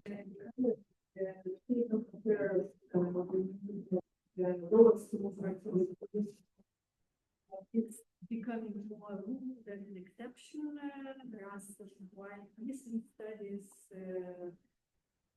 that shows that the number of countries where at least one province has fertility below 1.3 has substantially increased around the world, the industrial developed world. In your explanation, what are the driving forces behind our gender issue, right? From some studies, we also know that recently we witness some sort of slide in the traditional ideas, and there are the study from Mecklenburg-Vorpommern, from Latvia. We also have some preliminary results from Aivita, for gender equality or for gender attitude around Lithuania. And the trends are really very dramatic, because we see that in the younger population, we see required position gender attitudes are more women, not women. And they are in some cases, this attitude highly more traditional dynamic in the youngest cohorts compared to older people. In addition to this, we also see in many countries slide looking at political populism on the left and on the right, and also quite a strong voicing of traditional family, nation, traditional gender voice. So what would be and here I come to my initial comment about how difficult it is to see the future, but what would be your estimations, how do new trends in gender roles might affect the fertility? Long term, like 10 years. Future. I left the potentially out because it really was covering the gender topic extensively. No, gender is a difficult topic because our understanding has to revise quite often how it relates actually to fertility. In the beginning, it was considered as more as okay, woman pays opportunity cost and childbearing, so we improve gender equality, might lead to increases in fertility, but then we started to understanding the picture is more complex because actually gender equality and also more education for women, but then means fertility performance by nature. And this leads to temporarily drops, and it leads also to opportunity costs, holding everything else different. So then we start thinking, okay, gender equality needs to be achieved also in institution, childcare, for instance. It has been a learning process already for the past. Now you raised the topic of the cultural backlash again. So there is a growing divide between men and women, especially at young ages. This is, I think, even the group where it's most prominent, and we've been discussing this before the meeting actually. How is this affecting children? And that there are two main pathways.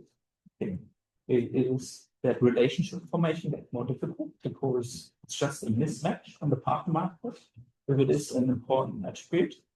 So then, if you, as your question probably suggests already, it will be a negative force. The other thing is that it might destabilize also relationships. So this might be an issue. It's always hard to look into the glass ball, but I think it might be interesting to look at some countries like the Scandinavians that are very progressive in terms of gender equality. and Dovilė has done that exactly for that reason, I suppose. It's quite interesting how fertility trends developed there by education. We look on the men and the woman side. So we see actually, historically, we assumed, okay, highly educated woman and well-earning woman has the fewest number of children because of, I want to say, cultural attitude, but on the other side, opportunity cost.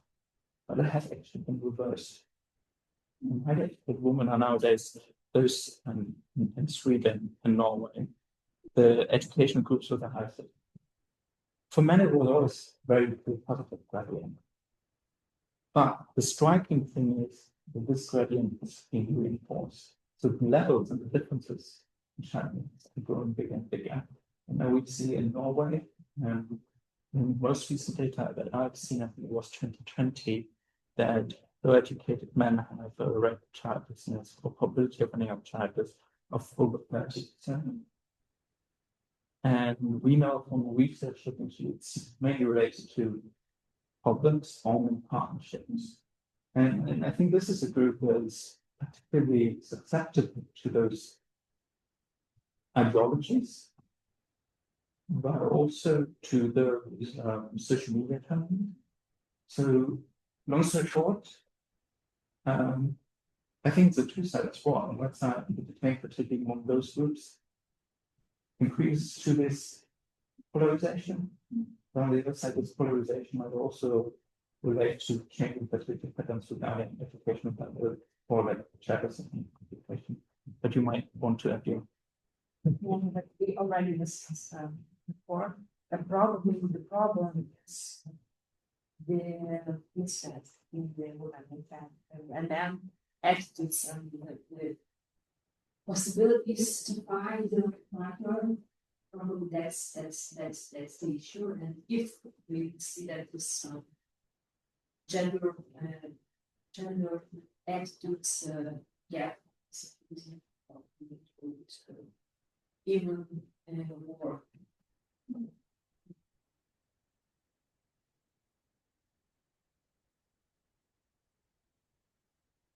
So what I saw in your research that you finished the year 2020, but I think that probably since the year 2022,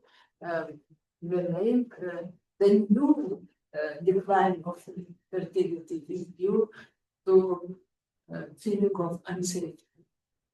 Not uncertainty, but unsafety because of war. So then other factors don't play so big role. I think. I'm not sure, but I think. I think Dovilė showed in Herman that there was a reinforcement of the decline in those recent years that didn't happen in the human fertility database. So I think this framework with that uncertainty is very open, including also feelings of unsafety, because they mention actually those increase. I mean, unsafety, probably the war in Ukraine, the threat from Russia is one side, but also it is the perception of terror attacks, climate hazards which were probably less transparent in the past and that are omnipresent nowadays, which makes unsafety or, as the others would say, uncertainty. Yes. But I think you're right. It's just, I would put it into the uncertainty. So in the last year, especially in Lithuania, because we have very, how to say,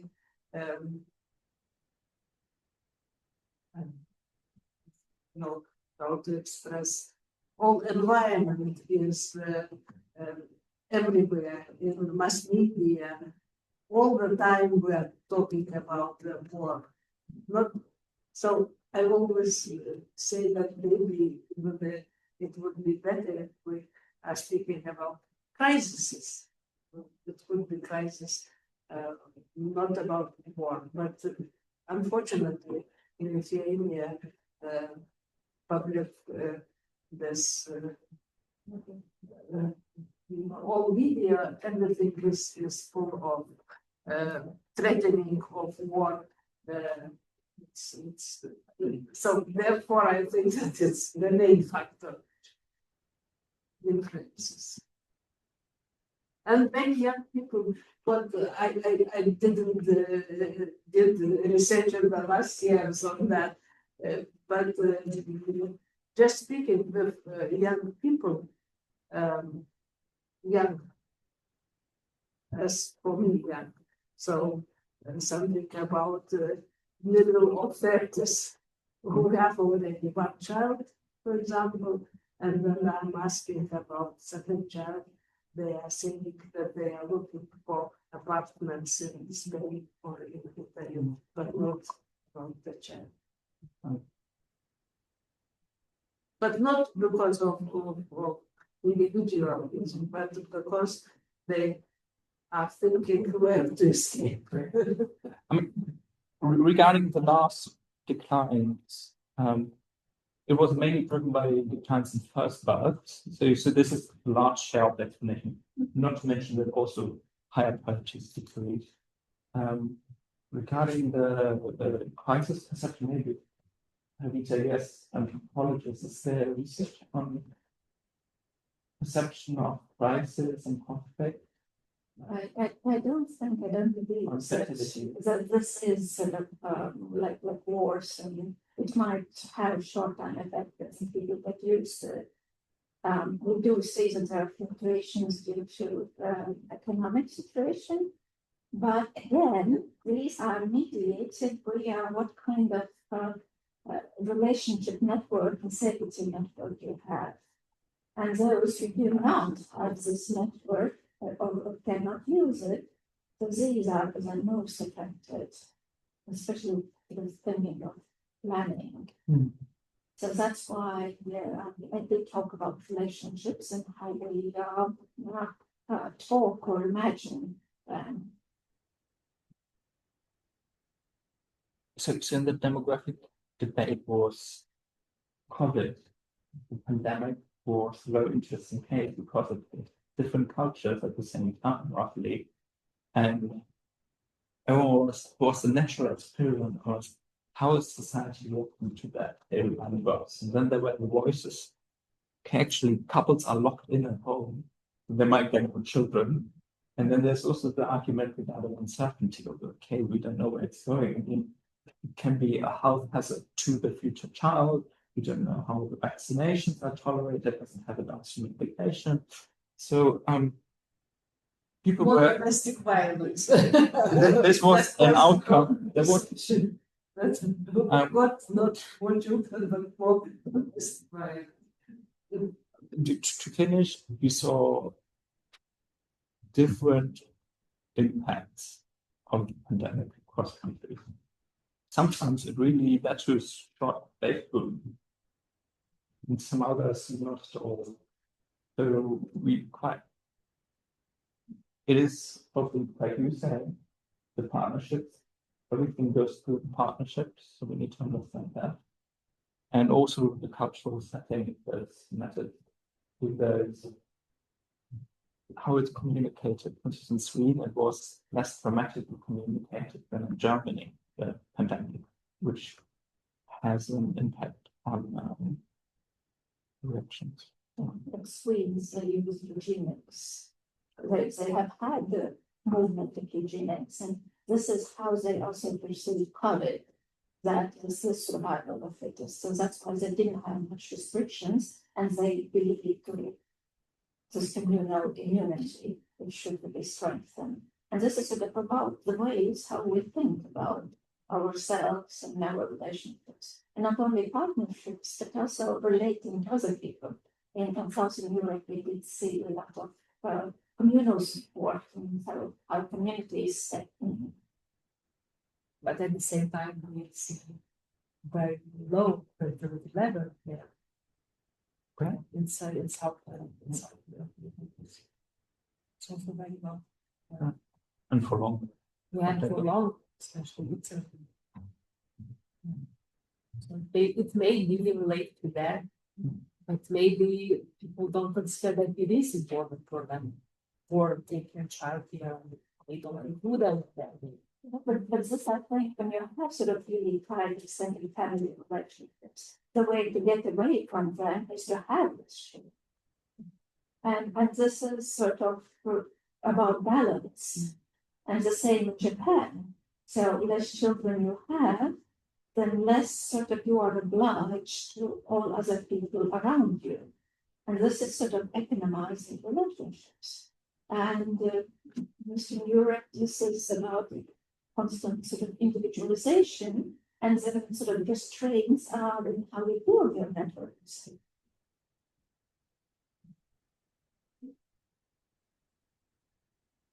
Yes, yes, I have several questions. Thank you very much. Excuse me, I think you have to come. Yeah, Inspiring presentations. excuse me, I think you have to come closer. Oh, okay.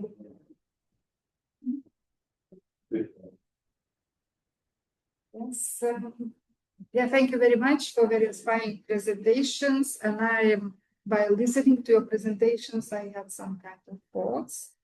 And now I want to express these thoughts and also become like questions.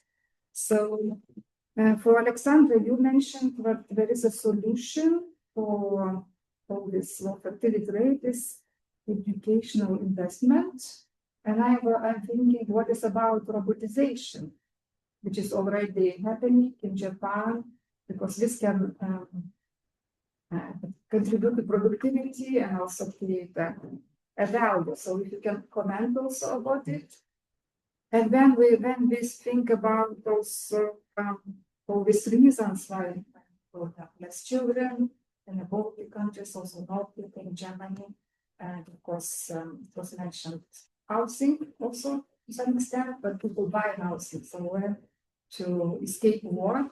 But I'm thinking that housing is extremely important for young people to start a family and to have children. And what is happening now in Europe and around the world, that housing becomes very unaffordable for young people. And this could be a reason also for one reason, additional reason for declining fertility rates. And I also have the questions for guest from Latvia, because you mentioned the situation when fathers, after divorce, they avoid contributing to the children. And I wonder whether this is also related to younger generation, or this is only older generation. It's a pattern for older generation, and whether this is changing. Because I think this pattern is not really so visible in Western countries and other problem countries around the world. So this is my question. Okay, thank you. Because I'm so be short to know, each year we have new debtors coming up with this suddenly fund. So this is the information. I mean, but there are also women on this list, so it's not always, it's majority men. Is young generation also? Yeah, so we have sort of, I don't think that most 70% of these men are men until 50 years old.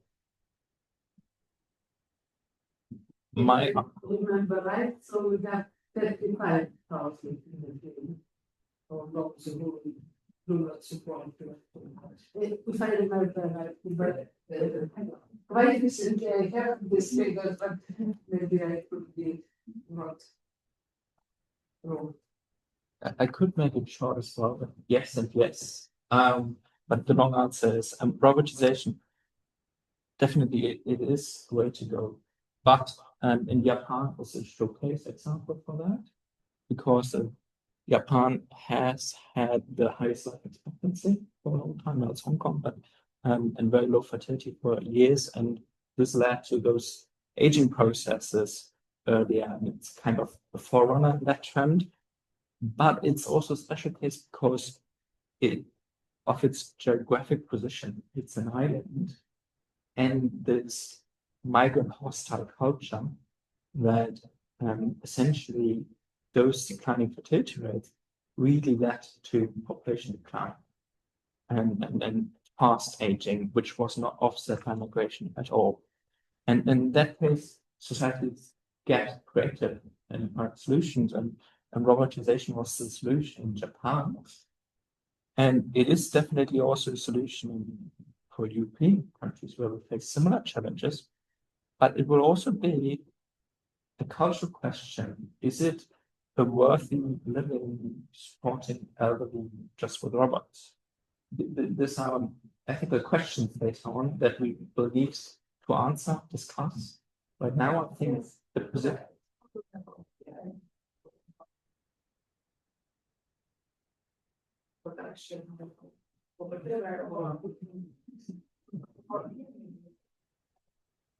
Yeah, absolutely. It can increase productivity. The thing is, we have most Western countries have a market economy, so I think firms will adapt the most productive ways, anyways. And it will accelerate by nature because if there's a labor shortage due to aging, the wages will increase, and then robots get cheaper and cheaper relative to workers. And robots, because of technological advancements, get also cheaper. So it's definitely future. You see that in the car producing industry and everywhere. So the question is a bit from the policy perspective. It's hard to policymakers should do, except for investing in research on robotization and maybe introducing some schemes for firms update that. Though there's a caveat with this, because we know from studies in the US and also Europe that robotization leads also to layoffs in the production industry or ancillary. And those groups were then affected and reduced the fertility further. So you might have unintended consequences if you do it too quickly and don't have a transition cost, so that people find new work, etc. So I just want to show both sides, but definitely it will happen, I think, naturally, just to the cost efficiency. The policy side cannot make much supporting the partner housing markets. So there are studies dating into the 1980s, and they always find, okay, first housing tenure. So if you live in a house or in an apartment, if you own a house or let's say to renting, you have higher probability of having children, having more children. So there are those associations. So based on that, those increasingly competitive housing markets are likely to happen. There are a few studies studying recent trends. Most aware of a study from the Netherlands, and they tried to find the impact on the fertility rate in the last 10 years. So what they did is essentially at a subnational level, they have geographic units in the housing markets. So if it's expensive, they try to relate the TFR, the total fertility rate in the regions, to the prices. Okay. And what they find in the years 2000 to 2010, that's actually the higher the housing prices, the higher the fertility rate. So that's the opposite direction. But the interesting things that turned around in the last 10 years, from 2010 to 2018, it's different. It's the more expensive the regional housing price, average housing prices, the lower the fertility rate. So what's the impact with that regard? I honestly don't know. I think it plays a role, but if an association is changing over time, we might not find the root cause, or there are other underlying dynamics. But of course, it is an important determinant. Currently, you have mentioned my Oslo fellowship. I'm working on movement pattern before first love. And I find that in the 2 years leading to birth, people used to move more often in the past, historically in Norway, than today. But this doesn't mean that housing is the cause of declining fertility, it's just changing. And that's all I know, but I need to know more about that here.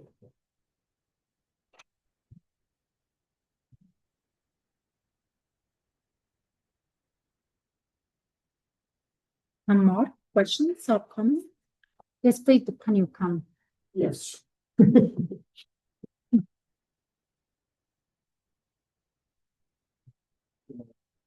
The regional and more rural areas, interested in that more. You mentioned that there's a solution of eliminating the GDP or GDP growth with leaving the same investment in the education.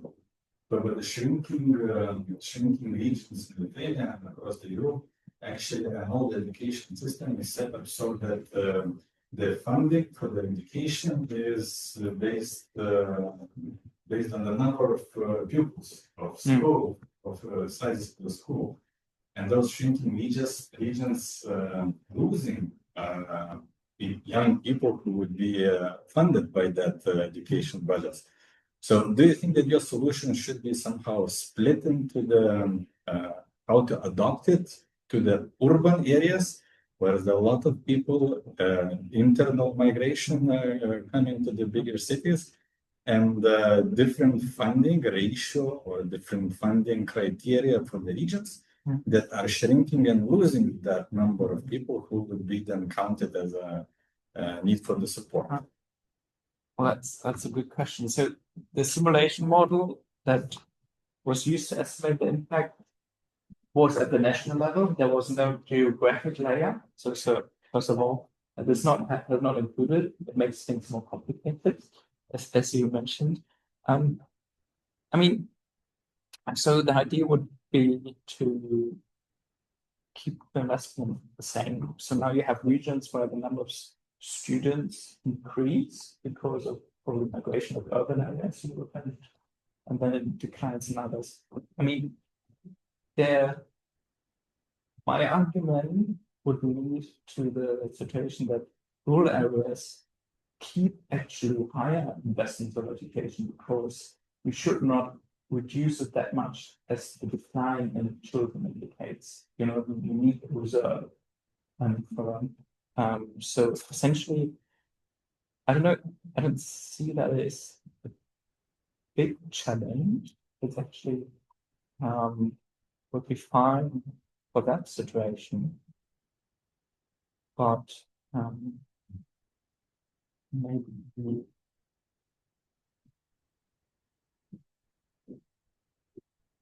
so.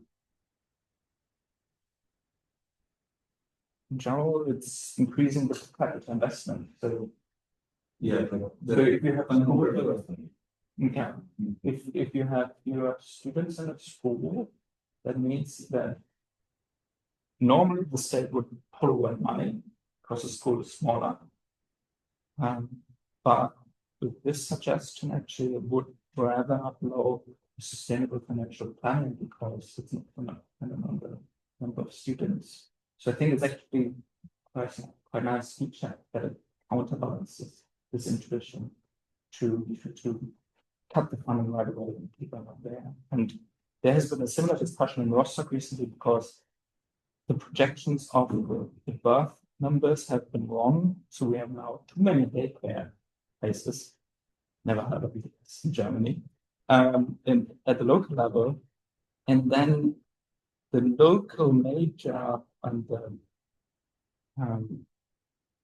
regional educational agency suggested to reduce the staff.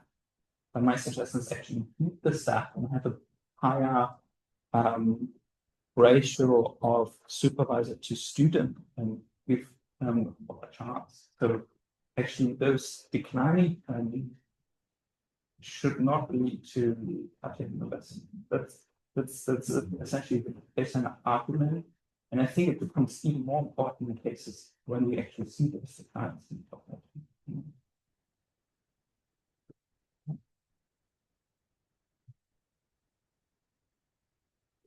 some other questions or comments now, or maybe from online participants, there are some questions or comments?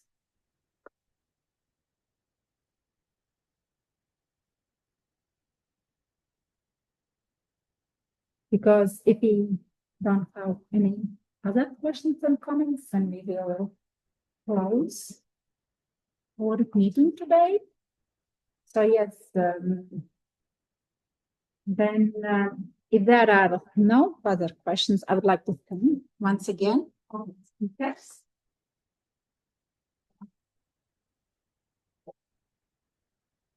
Thank you very much. Thank you. Thank you very much. Thank you, everyone. Thank you very much for giving presentations, being open to questions, and I would also like to thank all for being here today, and also our online participants. And now I want to invite you to continue discussions in more informal way with some cup of coffee outside the room. Of course, it's not possible for online participants now, but thank you again for your attention and have a nice evening.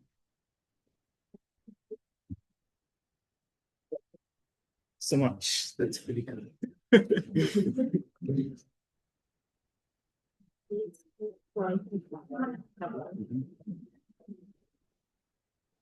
Thank you.